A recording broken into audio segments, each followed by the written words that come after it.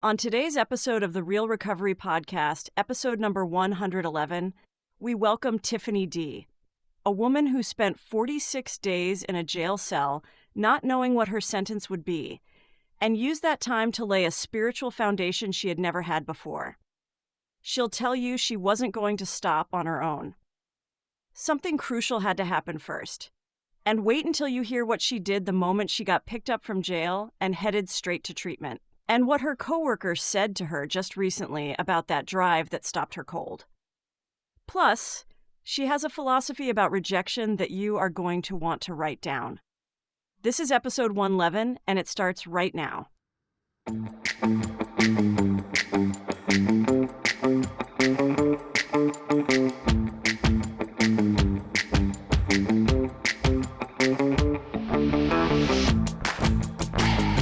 Hello, and welcome to the Real Recovery Podcast. I'm Julie, your co-host. On this journey of healing and transformation, together with my co-host Peter, we dive into the heart of recovery, sharing stories that resonate with courage and inspiration. That's right, Julie. Each episode is a new chapter in this vast narrative of recovery, and we're honored to bring them to you. But keep in mind the perspectives you'll hear are for informational purposes only and may not reflect the views of the podcast or our partners. Indeed, while these conversations can be a powerful part of your recovery toolkit, they are not substitute for professional medical advice. We encourage you to seek guidance from your healthcare provider for any treatment-related decisions. And if you're facing an immediate crisis, or if you just need to talk to someone who understands, don't hesitate to call the Recovery Crisis Line at 503-223-8569. That number is also on our website. Help is available 24/7. Now let's begin our episode Of recovery, real recovery. Oh my God. Welcome to the Real Recovery Podcast. Peter is being an extra tech geek tonight. What? No. He did lights, camera, action, 3, 2, 1. I'm a professional. You are. I am not. I'm a professional addict and alcoholic. No.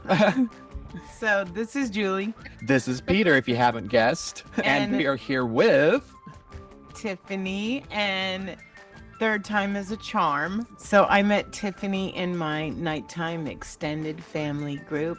And you know how it's like you and I, Peter. There's some people you just click with. I clicked with Tiffany probably night one. Like, that's awesome. For real. And totally understood where she was coming from. And I'm so excited. She just celebrated a year. Congratulations. That's awesome. Thank you. And I think people really need to hear your story.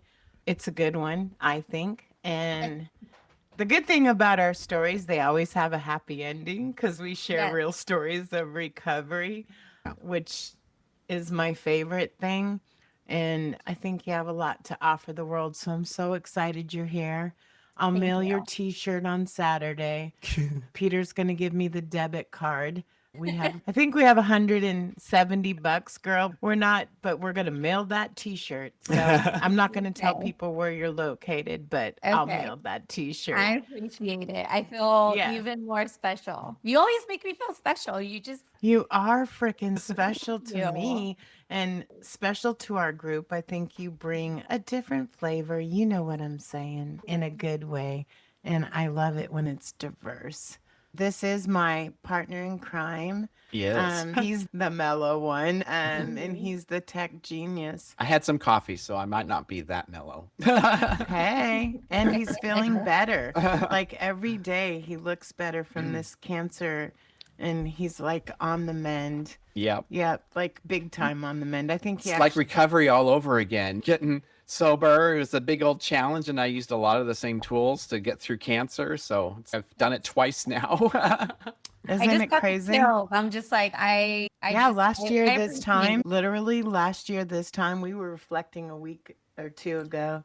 Last year at this time, I was waiting to start my job, and last year at this time, Peter was going into chemo. Yeah. And look at last year at this time, you were just coming into recovery. So what a year will do, right? Yeah. Right. And Peter, you Now look you go. great. Just to let you know, you really Oh, thank you. do. Yeah, Thank you so much. I appreciate it. You go to the nighttime group? I do. I do. Okay. Because I haven't seen you before, I don't think. So Oh, really? No. Peter goes to I go lunch to bunch. lunch bunch. Yeah, mostly. And he goes I to go to lunch bunch. on the weekends.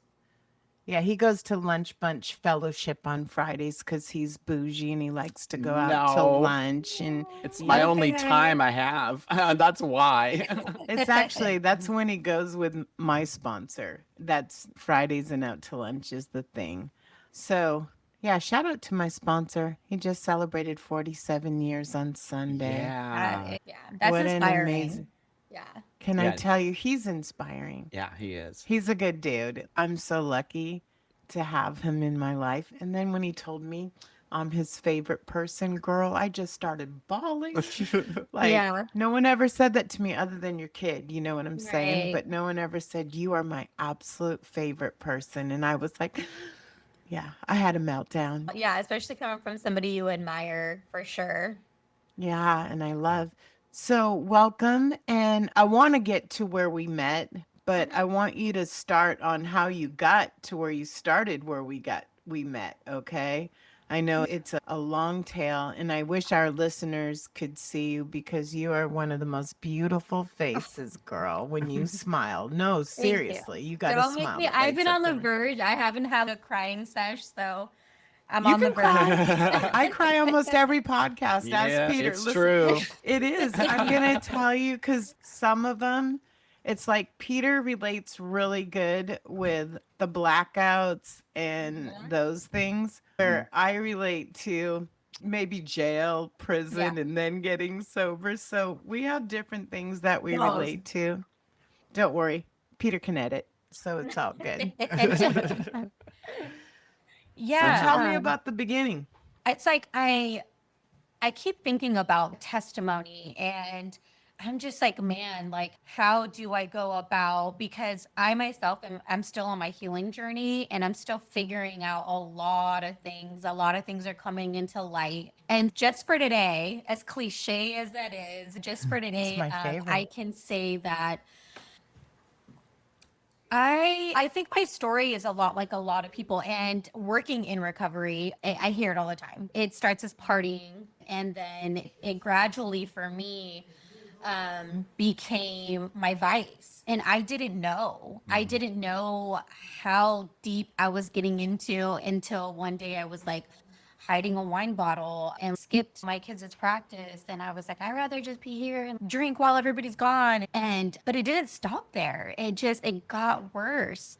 And I want to say the last 5 years is where it really went full throttle. And I think a lot of it had to do with depression. And of course, I don't know, right? I'm just totally like, I'm just drinking and I don't. And now I could put it into words like I was trying to mask. I was trying to just not feel, not cope.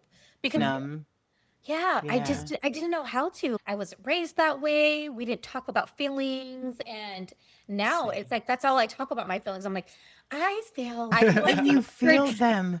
I swear to God, you feel them 1,000 times 1,000 more than you ever did. Yeah. I'll tell Peter, oh my God, I heard this name and it bothered me. And like never before did I think like that.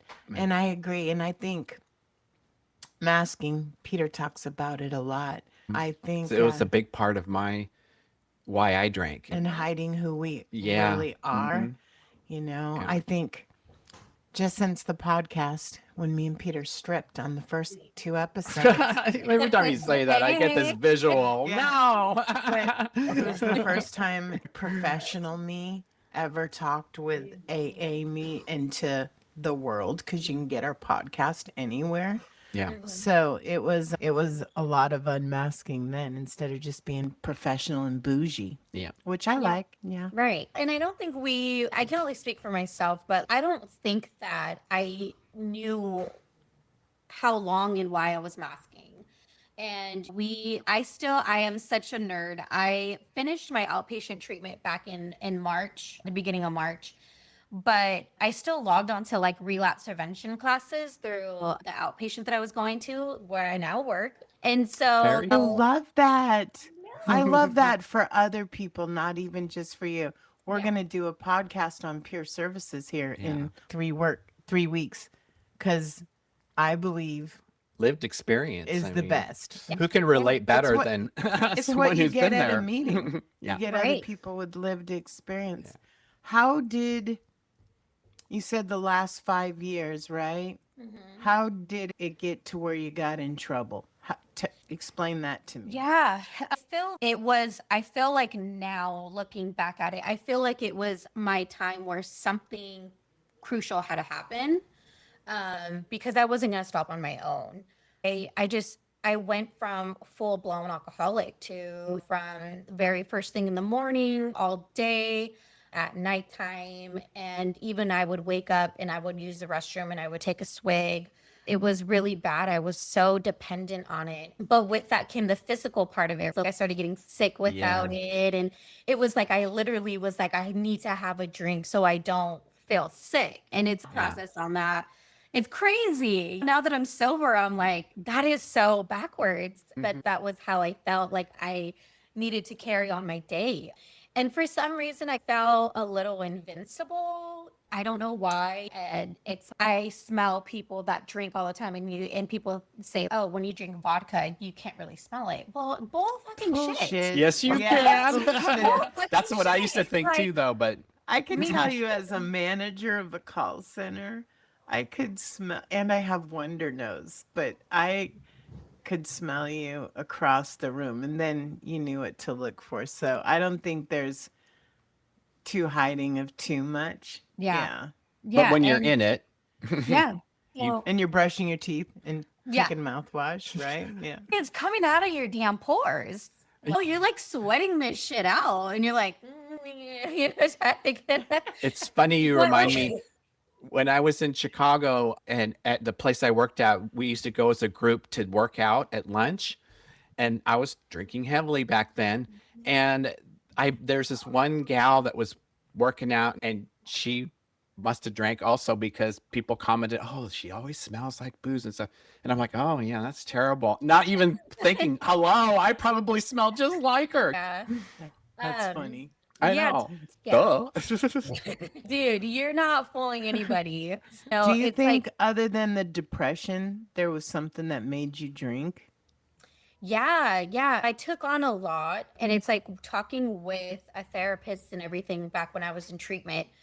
Like we did like the basic rundown of like periods in time in my life and like my childhood. I myself, before my addiction, had really came to peace and terms with that, because I've always, even before my addiction, I've always been a person that was like, I can't have hate in my heart. I'm mad and I held resentments, but like my mom can hold a resentment like for Girl, I'm the 80,000 queen. years. I'm just And I'm telling like- you, I'm the queen. Yeah. And I'm like, dude, is that the way I want to approach? Then I feel like it's so much weight. And so I made peace with things Agreed. that happened in my childhood and my trauma. But like age 25, I was going through divorce. And I was also taking care of my brother and sister from my dad's side. He had been to prison, and my grandma, she was elderly, and she was like, I can't do this. And I took care of them. They flew down from Florida, and at 25, I had not toddlers, but 2 kids. And then my brother was like in 7th grade. My sister was like a freshman. And, Wow. I was working, I was a single mom. So I think that in a lot of everything that was happening, That's a lot. I never coped. Because it was like, hey, I'm going to put this armor on and I'm just going to keep pushing. I need to make money and I need to make appointments and I need to like go to practice and be involved. And everybody's like, oh, you're so strong. You're so strong. And it's at one point, it was like, okay, maybe I am strong, but not mentally strong. I wasn't mentally Right. strong. I was capable of being able to juggle all these balls. Yeah. But like inside I was deteriorating because I wasn't really taking care of myself. I think that vice, I became more and more dependent on it because I was like, I don't want to do this anymore. After a while, it was like, I was like, I don't want to raise kids anymore. And I don't Do you want think to you got overwhelmed? Oh, for sure. That's sure. for me, and I say this all the time. If I get overwhelmed, I don't necessarily have anxiety until I'm overwhelmed, and then I feel like I don't have control. And if I have no control of things, like, You go into panic mode. At least Yeah. I do. I noticed this last week, and it sounds so stupid, but not having control of my schedule, where I sit, who my supervisor is, like all these things at one time has been like, yeah. And I'm used to, I assign the teams, I assign the seating chart, I earn the best schedule, which was 7 to 4:30, Sunday through Thursday. But I'm just Okay. saying, yeah. But, and I think that, I know it sounds cliche, but like you said, just for today and just keep it simple. The simpler I keep it, the better I feel. Like sometimes it just has to be go to work and try to make it to the meeting. But before recovery, that drinking was the only solution I knew. And so now today, when I get the same feelings, I have to rely on the tools the program has taught me. For me, it's meditation, it's deep breathing, it's going outside and connecting with nature. I love meditation, and I honestly never in my fucking life thought I could sit there for 20 minutes. Okay. Let alone, no, this has been a new thing for me. Meditation. I wish I wouldn't have fought so many things and just because again, I want control. I live in Julieville. Yeah. It's somewhere located Beautiful in Portland. there. It really is. And sometimes it's ugly, but I think trying to control everything to be safe as well and not going to the unknown. But I do think these things work now. I can relax my mind. And I almost think like a meeting for me is almost like meditation when I just listen to people's voices and I'll be like, yes. Yeah, I love it. What do you do now instead of drinking? What do you do to keep yourself when you get, I'm in this mode? How do you handle it? I reach out. And Cool. that is new to me in recovery because I was so used to closing everybody off. For none, like people like my family, even my cousins and my aunts and my uncles were just trying to like, hey, how are you here and there? And I would be like, and yeah, because I'm just like, I just want to be left alone. I just want to, I was so dark. I didn't have any room. I didn't have any time. It's all about me and you're going to take away from my drinking. And I was so wrapped up into it. So what I do is I reach out, and I think I've said it like in meetings a couple of times, but I stand by it because it's true. So it's if I need a vent and if I need a laugh, I call my sister, and that's a thing. If I need to hear something, I'm very proud of you. You are doing great. Just keep at it. That's my mom. If I I love just, that. That's my sponsor. yeah. I love it. And on the meetings, when I vent, I love that people are like, they connect with me. Like, I know that people in the rooms connect with me. I know when I go to in-person meetings, like Sobriety, Women's Circle, like it's a connection. Like you see everybody like, yep, been there. Yep, done that. Yep, I felt that way. And so just simply venting. And also I love Variety. Yeah, We've it's had so two awesome. people on our show Mhm. that I didn't know about Variety until Jared, this guy, he runs Painted Horse Recovery. Yeah. And I didn't know about it. And then we had his girlfriend on, and she was freaking. She was amazing. She was flawless. She was. And Peter's best artwork, some of Peter's best artwork. Yeah, it was good. For the podcast art. I like that. What I really like when I'm hearing is that it's not just AA. It's not just treatment. It's not and it's Sobriety, and like you're using everything at your disposal, Right. which I do now. I won't say I did forever, but I think that's great. I think the more you can incorporate, the more you live in recovery, and the more you, like recovery has to be your first job. Yeah, for me, it's just my life now. There's no distinction like it used to be. I say this often, the silos. No, it's just, it is my life. It is what I am. It's just Right. how it is. It's Yeah, a I that believe you in build. that. Yeah, that you build for yourself. And it's like when I say variety or like the rooms or whatever the case may be, people are like, or celebrate recovery. I was just at Celebrate Recovery on Tuesday and people are like, oh, you do that and you do that. I'm like, I do whatever. I do whatever. I am so Whatever it takes, like, no matter I'm a what. recovery whore, okay? No, I love it. I see you Yeah. journaling, and that's something Yeah. I just started. Yeah. I've been reliving the podcast Mm, and right. writing like what I felt during that podcast Mhm. and admitting it out loud to myself, Yeah. basically. And each podcast is something different. It's crazy shit, though. Like all these things you're saying are part of a foundation that you're building. Right. I feel it doesn't matter what I go through, and I've been through some shit in recovery. My foundation is so strong. I'm like, you can't blow my house in.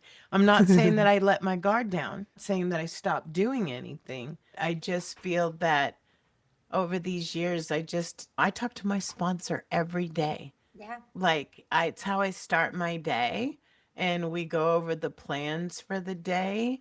And I try to end my busyness with a meeting, even if it's just the voices just are like Yeah. prayer to me. So Yeah, when you were, Yeah. oh, I was I just was gonna gonna say say, wraps up the day with the ending it with the meeting. It kind of gives you like peace, and you're like, I feel like I could take a deep breath after, whether I share, whether I don't, whether whatever I'm doing after. I'm like, oh, like I feel like okay, I can take a deep breath, Same. and I'm gonna move forward with my life. I just started something new. So I don't know why. I've been into the books. I read Recovering Living Sober, which I've read 20 times, but I read it again. And then I read Drop the Rock again. I will tell you, this last time I probably learned more than I've ever learned from it, because maybe I was willing to admit some of those opportunities that I thought I never had. And then I just got done reading The Ripple today, which is about totally being accountable all day. And at the end of the night, what did you do? What do you feel like you could have been your opportunity? And today my growth was I didn't cuss the neighbor out. I found 3 more cigarette butts in my front yard again. And she smokes. And I'm like, and she's there. I was like, can I just talk to you? Instead of being like, look, lady. Progress for me. And tonight when I go to bed, I don't have to think about I cussed this lady out. With that on your conscience, yeah. Yeah. No, I can Not be that like, I handled that better. That's that, that situation better. Yeah. it's so much progress because I will tell you, that wasn't always the case for me. Mhm. I would be like, you deserve this. And yeah. And truly, I think that only hurts you. Right. What did you get in trouble for? So the only things that are on my record, which still aren't good, but they're DUIs, reckless driving, driving while suspended. So thankfully, Girl, that's mild. Okay. but Please. it's huge. Like I went into this victim impact panel because I thought I had to do it for a different county, and so I went into the victim impact panel for this county. And I'm just like, usually I'm just like, okay, not that these stories don't matter because they do, but when I'm listening to these stories, I'm really like, this is a really big deal because a couple of them were just in town. My last one, I was on a highway and I was coming back from Arizona. And this happened in Klamath County somewhere. I don't even know. And it was really bad. I had swerved off the road. So like my car started smoking and caused attention, and I was like swerving, and I was probably going about 45 miles per hour on the highway. And what's scary is that I don't remember passing Vegas. I don't remember passing certain areas. It was really bad. So when I think about those impact panels, it really gets to me because it is a really big deal to really know that I could have took somebody's life. Mine comes second. I'm not going to be like, oh, I could have took my life. No, I could have took somebody's family. yeah, that's what got me too. Yeah, Because and I had it's those brutal. blackouts driving, and I would drive Yes. from Naperville, which is about 30 minutes away from Chicago, back and forth. Mhm. On the way to, not so much, but on the way home, I don't even Right. remember half those commutes. I See, was sober. I can't even imagine, right? No, and those were blackouts, and I was a total blackout drunk. And I don't know, and something probably was really wrong with me because I would be to the point where I would feel like I would only have a little bit to drink. Boom, blacked out. Wouldn't know anything.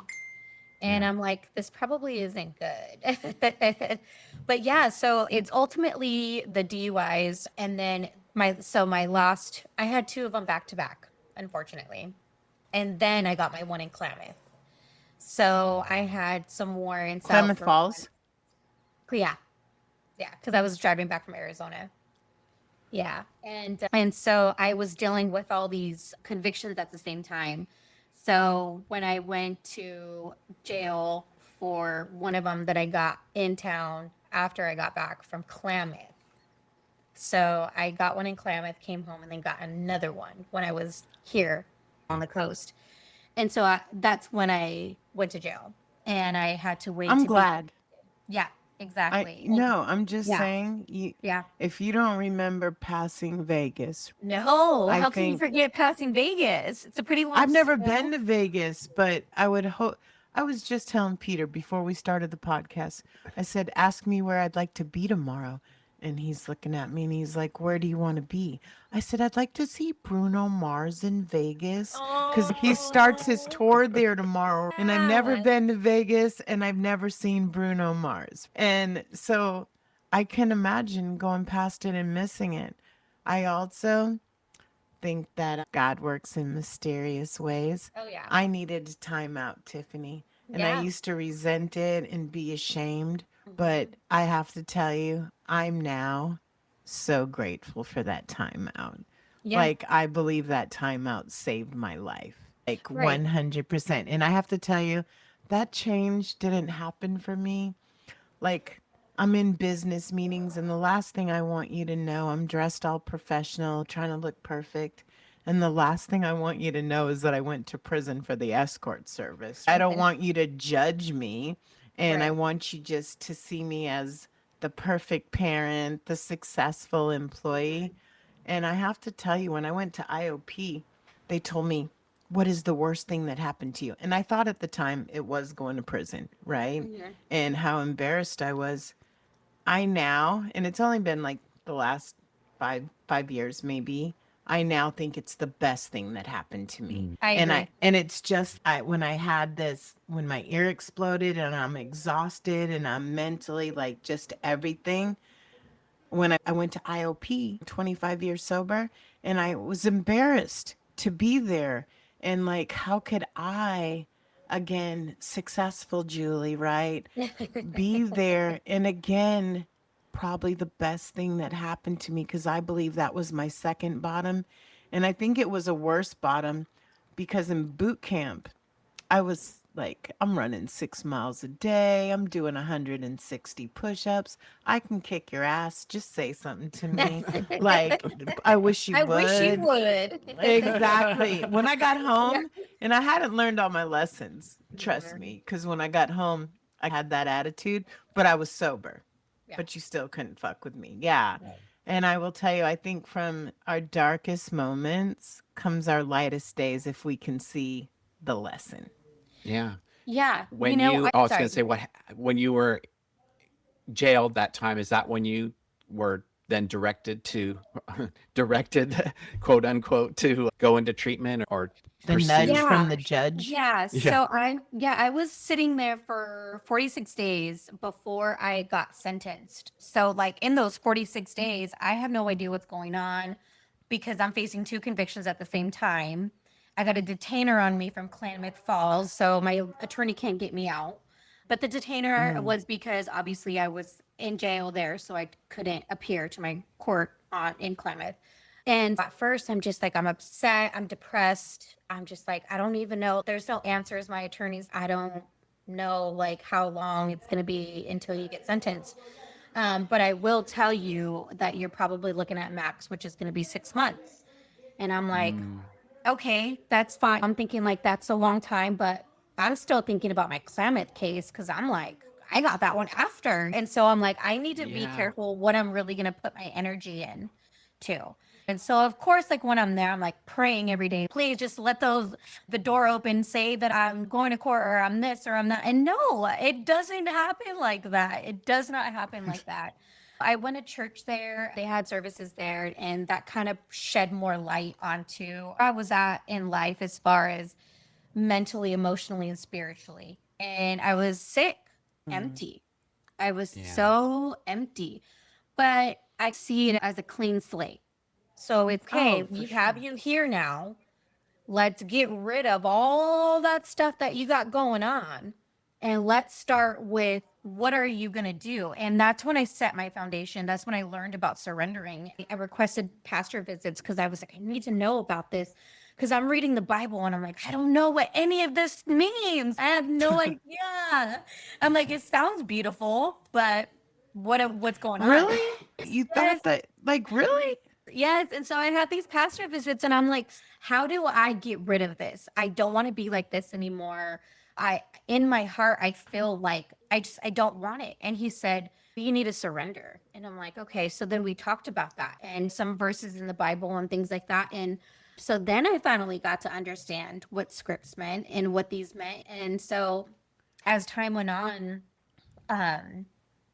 I felt myself giving more and more to God. So it wasn't my self will. Instead of praying to say, I'm pray that I can go home today, it was praying for strength, praying for guidance, praying for acceptance. If I'm going to be here for more longer than 6 months, or when I get out, if I get charged as a felon for my Klamath case, and what if I do prison time, 2 years? And so I'm like, I just need to really be able to accept these consequences. And so I feel like once I was able to slowly get over that, I felt like I was preparing. God was preparing me. He was working his magic in the background, and I didn't even know that was happening. But in my mind and in my heart and in my soul, I can't say I had to do it because that means it's forced. I genuinely felt like this is what I needed. This is what I needed. And just like you, Julie, said, I'm so grateful for that. I really am. And so he sentenced me to 6 months and he said, I will release you to a treatment. So, you're going to get connected with services. And in my mind, I'm like, that has never crossed my mind ever. I never even knew anybody in my life that went to rehab ever. And Really? so, yes, I'm like this like Girl, I sheltered was in- alcoholic. So, can I tell you, I love your judge because I'm in treatment, inpatient treatment with my child. Okay. And my lawyer calls me and says, you're going to prison no matter what. You might want to leave and pack up your stuff and get your affairs in order. And I'm like, really? And I had 4 days until I was sentenced. And I literally packed up my house, put it in storage. I paid for the store. The max I could get was 2 years. And I paid for the storage unit for 3 years. I paid for a garage and I put my car in there for 3 years.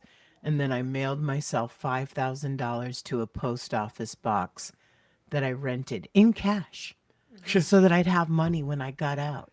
Crazy. And it was there in the envelope. It was the only mail that had ever been there that Julie, I know I of. think that's so gangster of you. And like, Yeah. I didn't want to come home.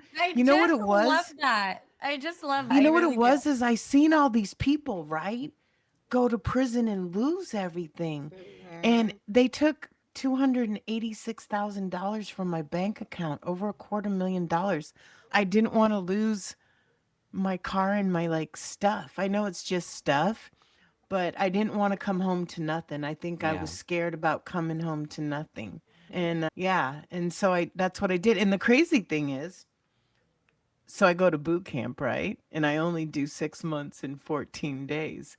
So I paid all that money for the storage unit, the post office box, and the car. And I had in 8 months. Crazy. But you didn't know. I didn't know. Yeah. And I So? wonder, I was prepared. And the other thing I did, and this sounds pretty stupid too, but I was worried about having money on my books. So I had money mailed to the prison system like the day I got sentenced so that I would hopefully have money on my books. And it's crazy. I went from Justice Center to Inverness to Salem to boot camp. So I was in 4 facilities in 3 weeks. And so your money doesn't follow you. You have to wait until you're somewhere for a minute. So I still ended up waiting for my money. And all I needed was contact solution. I just remember. I just needed some contact solution. And somebody smuggled me some so that I could see. Yeah. It's crazy how you think that. But I think when you're waiting, it is the most horrible feeling in the whole world. I said this when our friend was going to court in our meeting. You know who I'm talking about, from Australia, right? And I said, bro, it's just better to hurry up and get cleared or get sentenced. The in-between time sucks ass. At least when you know what you got to do, you can get it done and move forward. I waited a year and I think it was 11 days to get my final sentencing. And that was the worst time.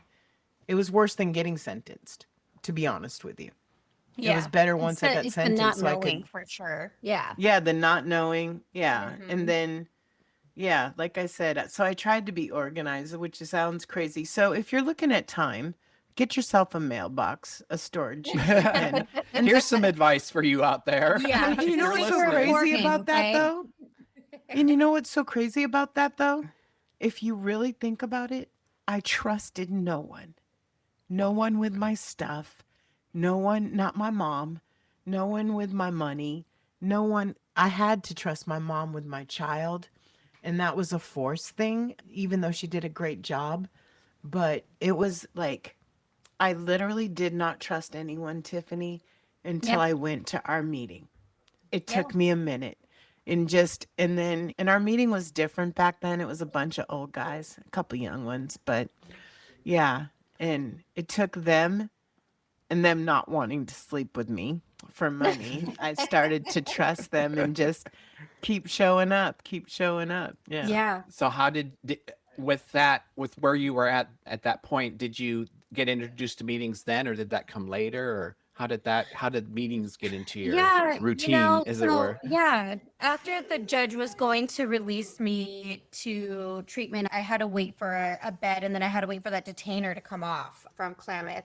So it took another 48 days. And so I was in there still anticipating some stuff. And finally, I just remember when they were like, okay, we're going to do your intake over the phone. And then it was set up.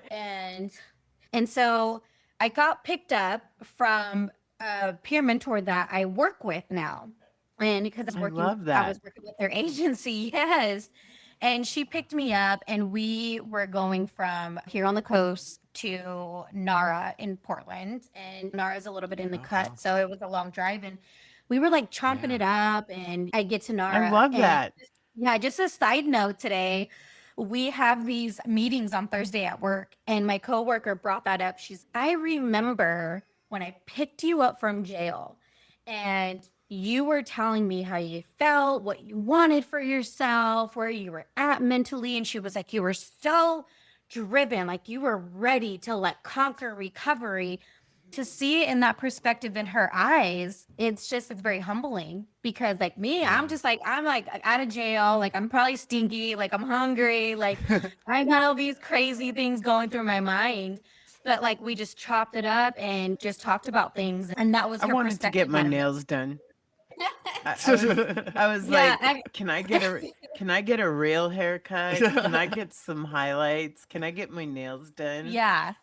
Because I Even thought I getting- looked like I didn't want to look like I just got out of jail. You know what I'm saying? Oh yeah. Yeah, I remember we got coffee. We went to Starbucks, and I was like, "Oh yeah, Starbucks," and I couldn't even drink it. It was just I had so much more on my mind.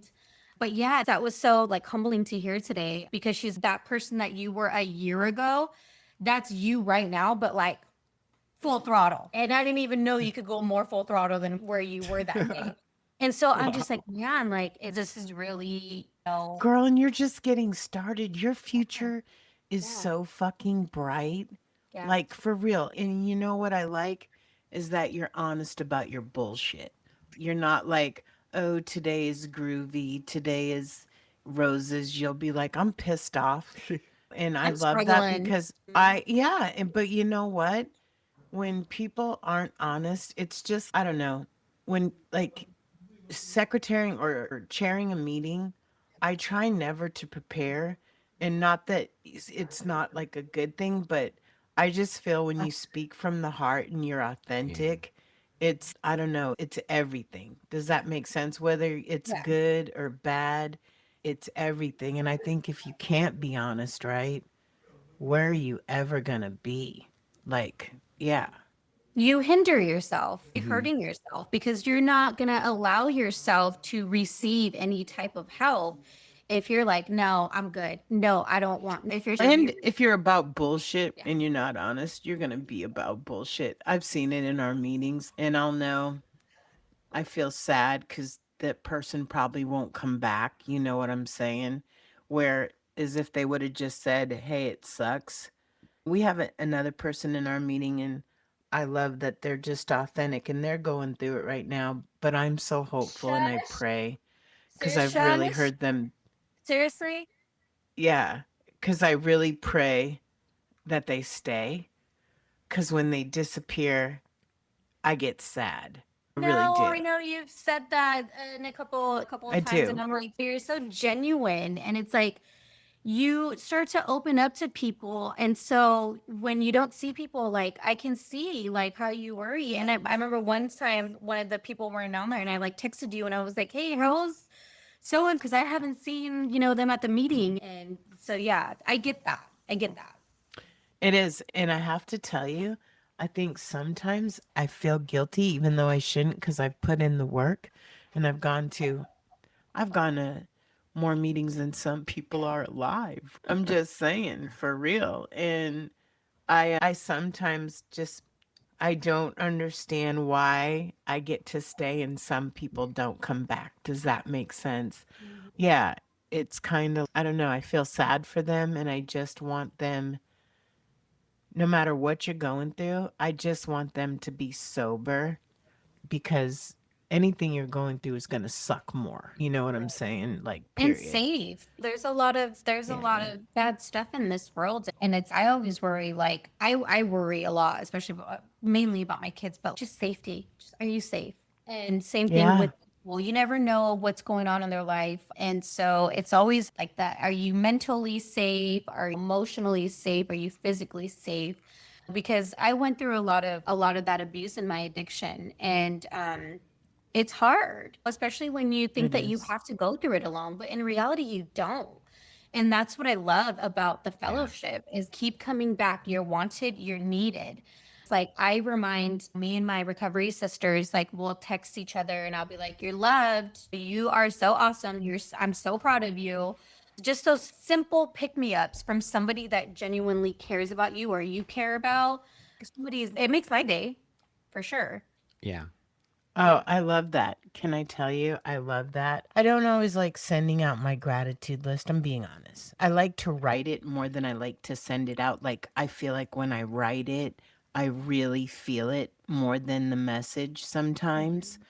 But I will tell you, when I went to IOP, I made an agreement with 3 people when I went back to work because I didn't want to get all involved in work. And no, anyway, those 3 people, I think we've texted every day for over 3.5 years now because Wow. one of them just hit 4 years and the other two are coming up on 4 years. And if I don't see one of them's text message, like there was one I didn't see for 3 days, and I'm like, "What's up, motherfucker?" And no, and I just been moving. It's okay. And then one other time, I'm like, "I haven't heard from you in 3 days," and I just got back from camping, and I was like, "Let a bitch know next time Right. that you're going fucking Nope, camping or signal, you're moving. All something. you have to do is say, I'm moving." I Yeah. said, you can take a shit and send me a text message and say, I'm moving. I'm camping because I didn't want to worry. Yep. Yeah. And if the other person, if I don't get a message from, and whether I don't know, there's sometimes there's opportunities between us. And I'll be like, yo, I haven't got your text. Are you okay? And that's me going past all the bullshit and putting your recovery first. Does that make sense? Because your sobriety means like everything to me, your recovery. Yeah. Yeah. And then there's my sponsor. If he didn't respond, I'd go to his house. I'd break in his house. And it What's that happened called? A wellness check or something? and it happened Yeah. one time. And I Yeah. was calling and I was texting and he didn't answer and he wasn't out of town. So I took his keys to his house and I get there and he's I lost my phone. Like I freaking lost my phone. And I was like, where's your second phone? Because he has a second phone for when he loses the phone. It's charging. It wasn't charged. And I'm like, okay. But yeah, I live Well, close yeah. enough that Yeah, and Yeah. recovery for me, like my foundation and includes a lot of my support. And about doing this alone. So I'm like, I gotta be like, yo, are you okay? Checking in. Hey, did you get that job that you were applying for? Or like, how's your I mom love doing? that. How's your kids doing? Just so simple. It doesn't have to be so deep all the time. Yeah, no, for real. I love that. The opposite of when I was drinking, where I could be gone for weeks and no one would even notice or care. My Oh, drinking buddies would be like, Peter. But you know what, Peter, when you were in cancer treatment, honestly, like I've never emailed anybody from my job, right? And I'd be like sending you hearts on the down low Yeah. because I was so used to spending so much time with you, and then to have you like poof and you're not there. It was like fucking horrible. Yeah. It was. But a flip though, from because that's since I was in recovery, like everybody, even Roger showing up at the hospital to check in on me, and I'm like, Roger, what are you doing here? And Things Miss like that. Lindsay sending Oh you yeah, a and card. getting cards. I was just like, but in my drinking days, no, you wouldn't have that because people who knew, they'd be like, oh, he's probably just passed out, whatever, Yeah. on a bender or something. Would have Yeah, or avoided if I you. call them, they're Like- gonna talk my ear off for 3 hours. Yeah. Drunk dialing. Yeah. Yeah. I never went. And I have to tell you, I would have avoided you like the plague, Peter. Like drunk Peter. I don't know drunk Peter. Yeah. And I don't want to know drunk Peter. No. Yeah. I'm so glad. I say this often that there weren't cell phones, video, Facebook. Amen, bro. Give all me that, 5. you know. Give me 5. Okay. I'm serious. Yeah. I avoided a lot of extreme embarrassment from those not being around. Me too. That And was- guess my worst crimes were behind closed doors, thank God. Nobody got to see. They might have been published, but nobody got to see. Yeah. So Tiffany, you're working in recovery now, the new job. That's I amazing. am. Yeah. I What a am. turnaround. Yeah. And let's no, talk. I wanted to talk about something because not everybody on our show has kids. Okay. We have a lot of people from the LGBT community. Right. And what I know for me, the biggest story I remember, because luckily my daughter doesn't remember me being gone. God. She wasn't, thank God. She was 2 when I left and 2.5 when I got back. And but she used to say this to me and it stays with me today. It's the biggest thing that stays with me. When I got home and I would leave, like to go to work, she would say, are you going to be gone for big time or little time? And I'd be like, whoa, no. And I'd be like, I'm going to be back after work. And she goes, so little time. You're not going on vacation or to work no more, like big work. And this is coming from a 2.5-year-old. And big time or little time. And that stayed with me. And it took a minute to tell her, for her to realize I'm coming home every night. I'm picking you up from daycare. I am going to be your primary person for real. We're And, lost. yeah. And honestly, I don't think I ever looked back from that. And I might have even overdid it because I was gone and probably trying to make up for a long time.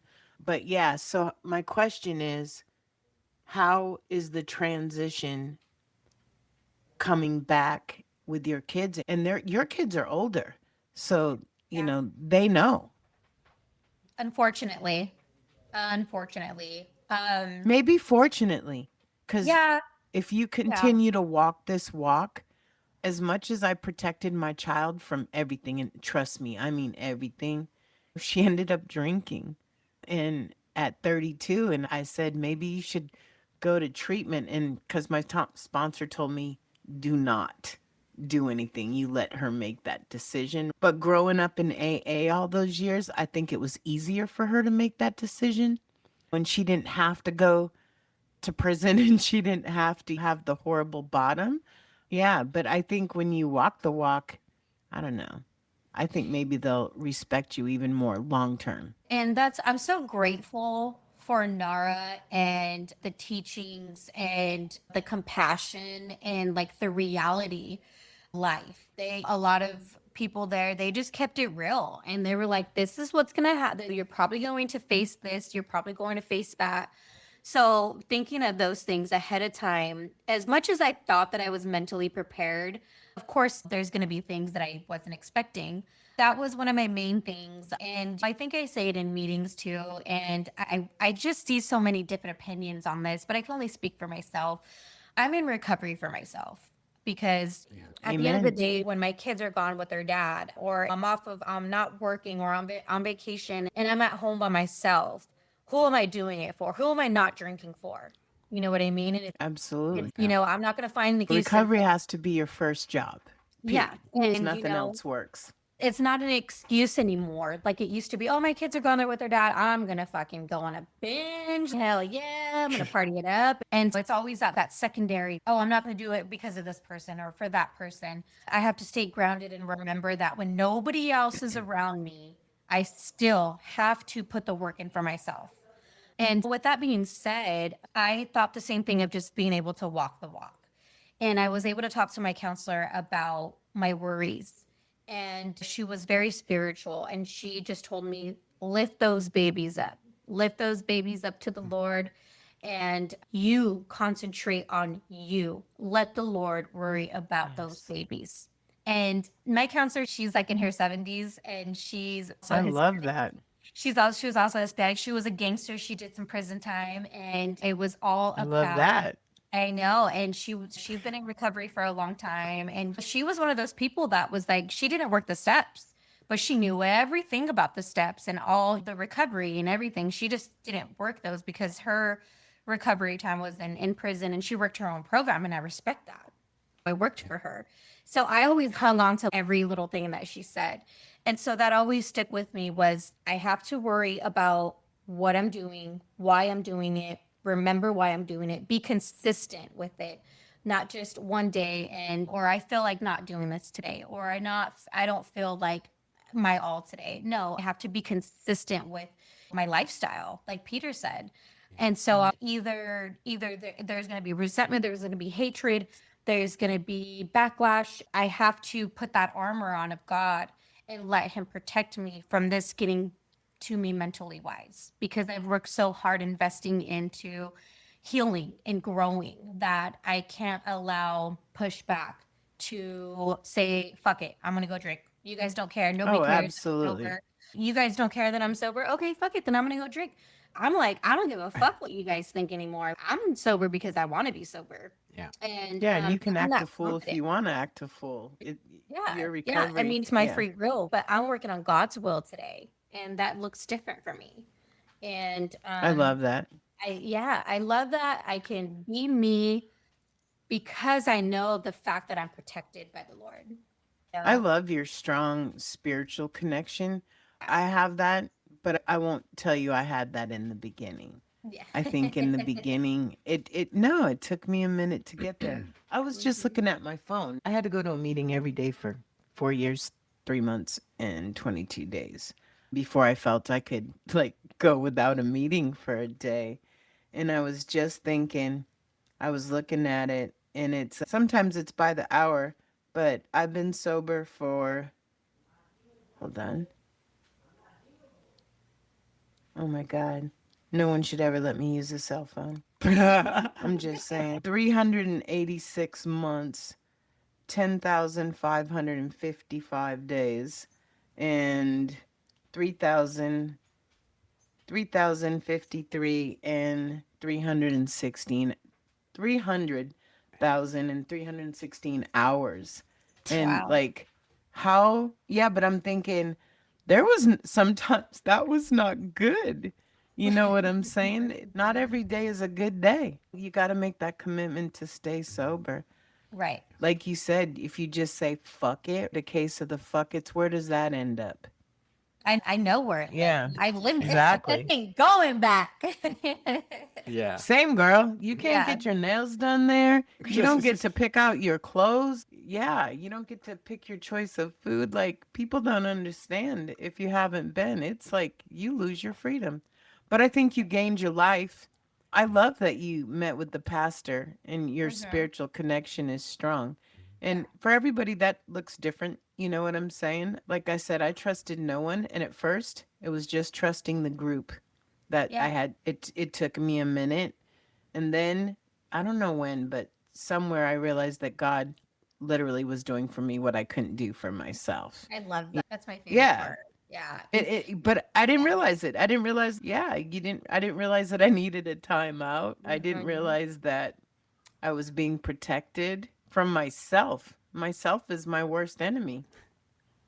Yeah. Yeah. When I chaired on my 1 year, my topic was trusting the process, because where I'm at in my life, when I first got out of treatment, it was like we learn about instant gratification, and I'm like, oh, I know I'm not gonna have everything right away, but here I am at my mom's house like 2-3 weeks later, and I'm like, I don't have my kids with me yet, I don't have my own place, I don't have a job. I'm like counting everything that I don't have, right? And I'm just like feeling a little defeated. Same. And everybody like kept telling me the same thing. Oh, just take time, just take time. And when I look back at the timeline, like I was only at my mom's for a month. I got into this housing, and then I had my kids with me right after that, and we're all together.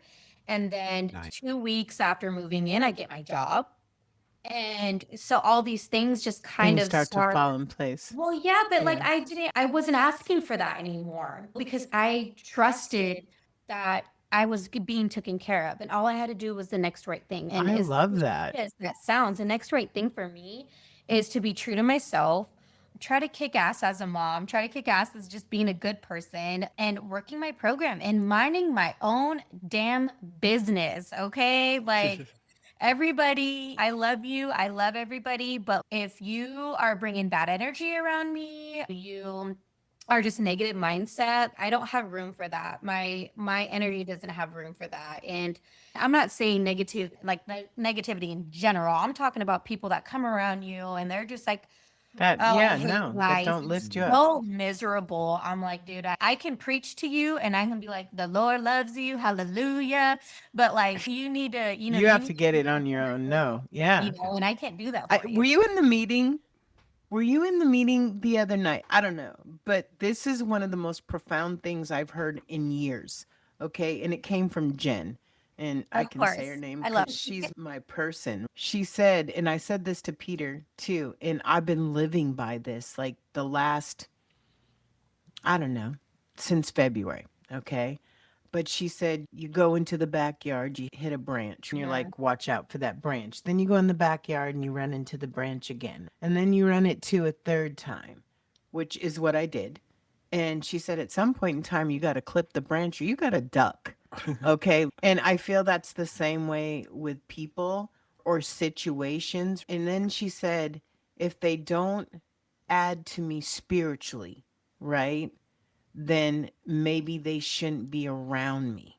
You know what I'm saying? And I know you can't do that in all situations. Right.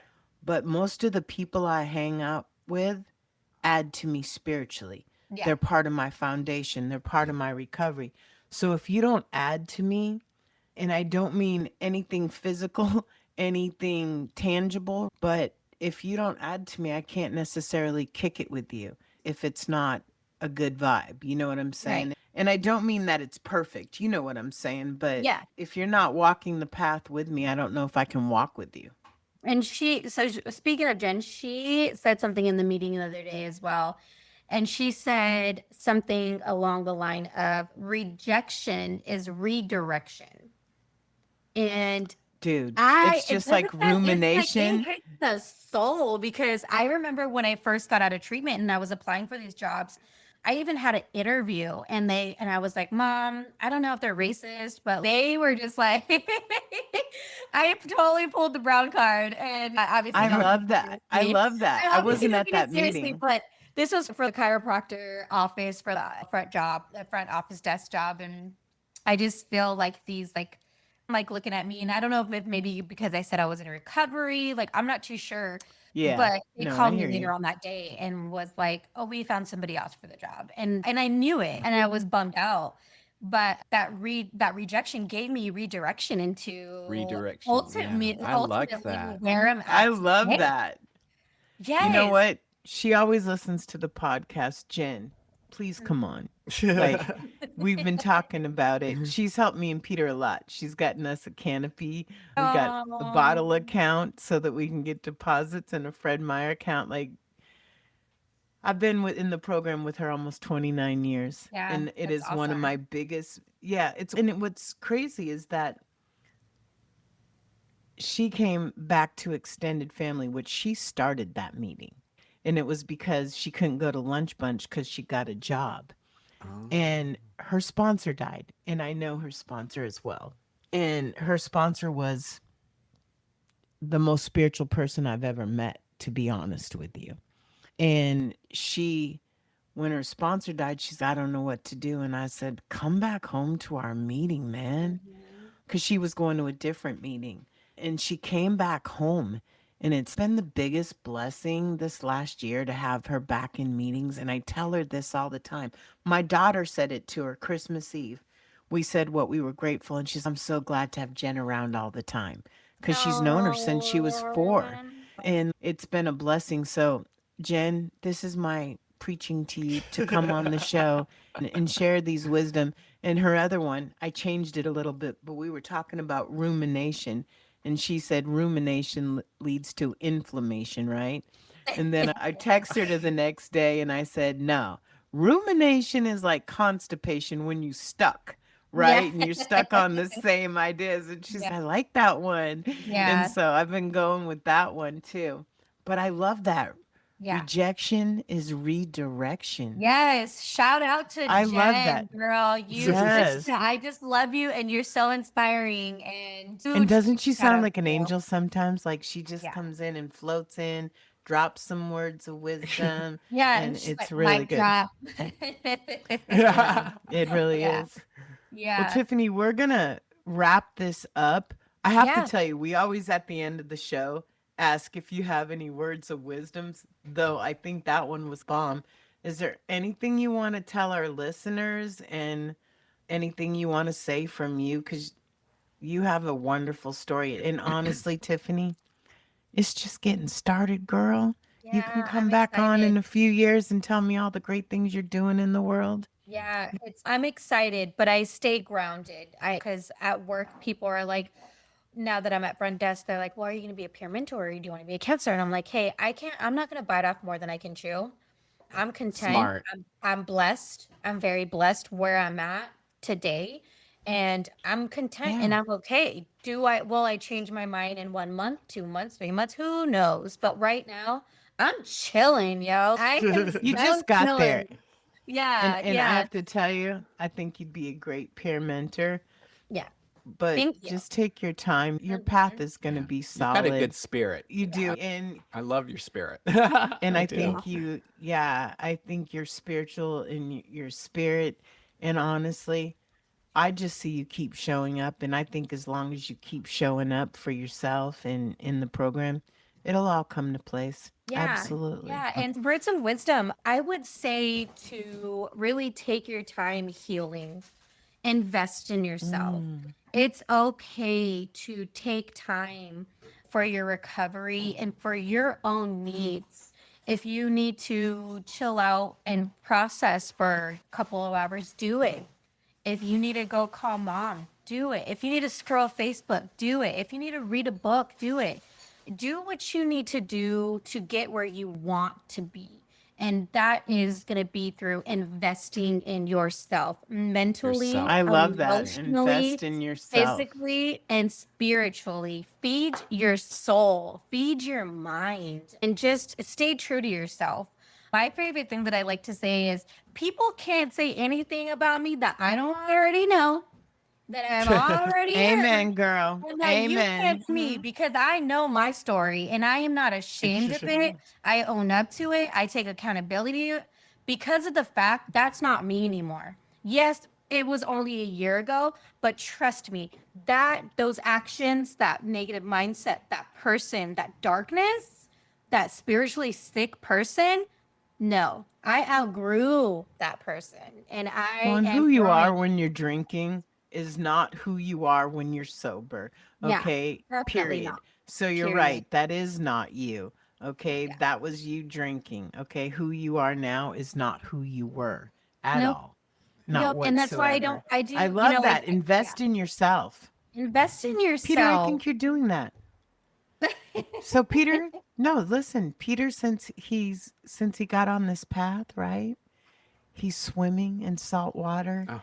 He's working out. Like he's been investing in himself, and I can see how much better he feels. Yeah. And It works. It's working Yeah. so far. like adding the meditation, and I love going through the books of the program, right? First of all, they're not written in 1936 like the big book.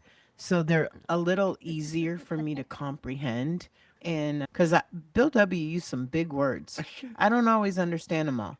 And I love the big book, especially 86 through 88. But I will tell you, I do.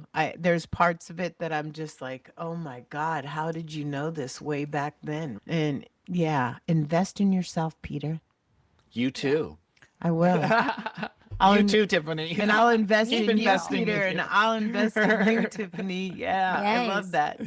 I love that, and I love rejection is redirection. Rejection is redirection. It makes so much sense. You It know, a lot really of people- does. Some people don't deal well with rejection, and I can say I'm one of those people. I get really down, Girl, up, and I'm like, preach. dude, I'm not worthy enough. Like, I'm not good enough. Like, all these things. And it's like, at the end of the day, what it is really that I believe is that's not in my plan. That was not in my plan. God's I like, agree hold with on, you. girl, I got you.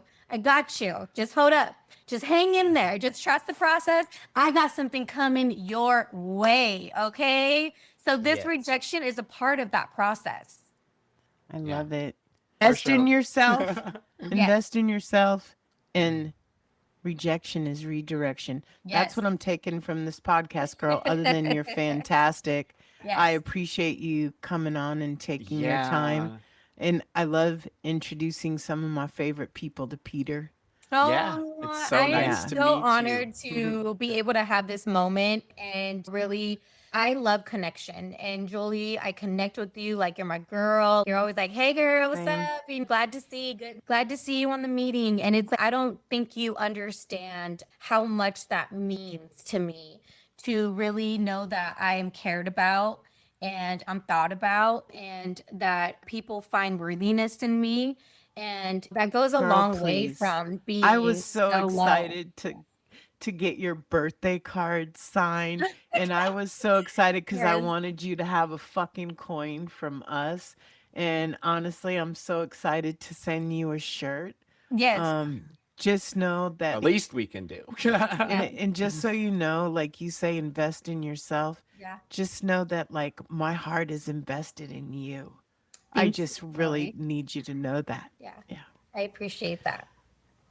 Thank you so much for your heartfelt bearing your soul to the world on the show today. We It's- call it Wow. stripping. No. Yeah. no, Yeah. Like yeah. Bunny XL, her book or her documentary was Unstripped, or I think it was, Unstripped. And I feel that to really just be like, hey, I did this, I did that. Today, I tell a It different doesn't story. define you. Mhm. Exactly. Yes. And you're young. Your future is so bright. Just trust me. Yeah. Yeah. Thank you. Yeah. Peter, it was great to finally meet you, and thank you for having me. And You are you know more than what you welcome. guys are Third doing. time's a charm, girl. Yeah, what you guys are doing in this recovery podcast is empowering. Let me tell you, it is super thank you. empowering. Without the funds and the this and the that, and maybe we'll get Oprah. I remember you talking about that on your podcast, the other podcast. Yes. Hey, Hear Kelly that, Oprah? Clarkson, we'll get there, girl. You guys will get there. You guys, We will. for the compassion and the time and the effort with jobs and everything besides this, the time you invest in other people to put people's story out there is truly inspiring. And I just want to say thank you. And I'm truly honored. Thanks for you as being well. here, Tiffany. This Yeah. is Julie. This is Peter. You've been listening to the Real Recovery Podcast. Boy, can I talk or what? Real Recovery I think Podcast. you were trying to sound sexy. I there, think I Peter. was. I was getting into a very Yeah. mellow Yeah. voice. Have a good night, Tiffany. Thanks for Bye. listening.